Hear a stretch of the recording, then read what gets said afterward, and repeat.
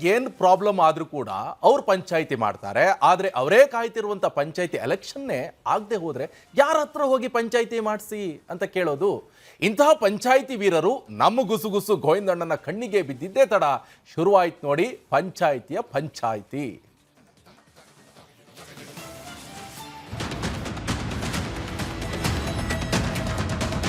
ಈ ಸರ್ತಿ ಪಂಚಾಯಿತಿ ಎಲೆಕ್ಷನ್ ಆಗ್ಲಿಲ್ಲ ಅಂದ್ರೆ ನಾನೇ ಹೋಗಿ ಒಂದು ಪಂಚಾಯಿತಿ ಮಾಡ್ತೀನಿ ಅಂತ ಹೊಸ ಪಂಚಾಯಿತಿ ಶುರು ಮಾಡೋಕೆ ಬಂದ್ರು ನಮ್ ಸರ ಪಂಚರಂತಹ ಗೋವಿಂದಣ್ಣ.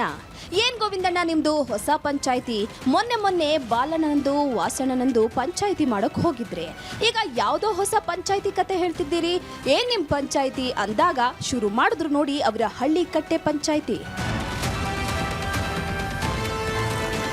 ಯಾವ ಸರ್ಕಾರ ಬಂದ್ರು ಈ ಪಂಚಾಯಿತಿ ಎಲೆಕ್ಷನ್ ಮಾಡ್ತಿಲ್ಲ ಅನ್ನೋದು ನಮ್ ಗೋವಿಂದಣ್ಣಂಗೆ ಬಹಳ ಬೇಜಾರಾಗೋಗ್ಬಿಟ್ಟಿದೆ. ಅದ್ಯಾಕೆ ಅಂದ್ರೆ ಈ ದೊಡ್ಡವರೆಲ್ಲ ಅವರ ಎಲೆಕ್ಷನ್ ಕರೆಕ್ಟ್ ಟೈಮಿಂಗ್ ಮಾಡ್ಕೊಳ್ತಿದ್ದಾರೆ. MLA ಎಲೆಕ್ಷನ್ ಲೇಟ್ ಆಗಲ್ಲ, MP ಎಲೆಕ್ಷನ್ ಲೇಟ್ ಆಗಲ್ಲ, ಆದ್ರೆ ನಮ್ ಪಂಚಾಯಿತಿನ ಕೇಳೋರೇ ಇಲ್ಲ. ನಾವೇನ್ ಪಾಪ ಮಾಡಿದ್ದೀವಿ ಅಂತ ಗೊಣಗೋಕೆ ಶುರು ಮಾಡಿದ್ರು ಗೋವಿಂದಣ್ಣ. ಅರೆ ಗೋವಿಂದಣ್ಣ, ಈಗ ನಿಮ್ ಕಿವಿಗೆ ಪಂಚಾಯಿತಿ ಎಲೆಕ್ಷನ್ ಬಗ್ಗೆ ಏನೋ ಗುಸುಗುಸು ಬಿದ್ದಿದೆ, ಅದೇನ್ ಹೇಳಿ ಅಂದಾಗ ಬಾಯ್ ಬಿಟ್ಟು ನೋಡಿ ಪಂಚಾಯಿತಿ ಕತೆ.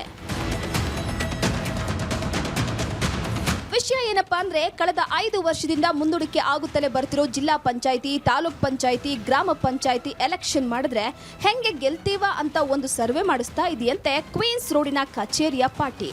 ಅದರಲ್ಲಿ ಗೆಲ್ಲೋ ಚಾನ್ಸ್ ಇದೆ ಅಂತ ಬಂದ್ರೆ ಈ ವರ್ಷ ಎಲೆಕ್ಷನ್ ಮಾಡೋ ಬಗ್ಗೆ ಯೋಚನೆ ಮಾಡ್ತಾರಂತೆ. ಗೆಲ್ಲೋ ಚಾನ್ಸ್ ಇಲ್ಲ ಅಂತ ಬಂದ್ರೆ ಸದ್ಯಕ್ಕೆ ಎಲೆಕ್ಷನ್ಗೆ ಕೈ ಹಾಕಲ್ಲ. 50-50 ಅಂತ ಬಂದ್ರೆ ಗ್ರಾಮ ಪಂಚಾಯಿತಿ ಒಂದು ಮಾಡಬಹುದು. ಯಾಕಂದ್ರೆ ಅದು ಪಕ್ಷದ ಚಿಹ್ನೆ ಅಡಿಯಲ್ಲಿ ನಡೆಯಲ್ಲ. ಯಾರ್ ಗೆದ್ರು ನಾವೇ ಗೆದ್ದಿದ್ದು ಅಂತ ಹೇಳ್ಕೋಬಹುದಲ್ಲ ಅಂತ ಮಾತನಾಡ್ಕೊಳ್ತಾ ಇದ್ದಿದ್ದು ಅಲ್ಲೇ ಕ್ವೀನ್ಸ್ ರೋಡ್ ಅಲ್ಲಿ ಓಡಾಡ್ತಾ ಇದ್ದ ನಮ್ ಗೋವಿಂದಣ್ಣನ ಕಿವಿಗೆ ಬಿದ್ದಿದೆ.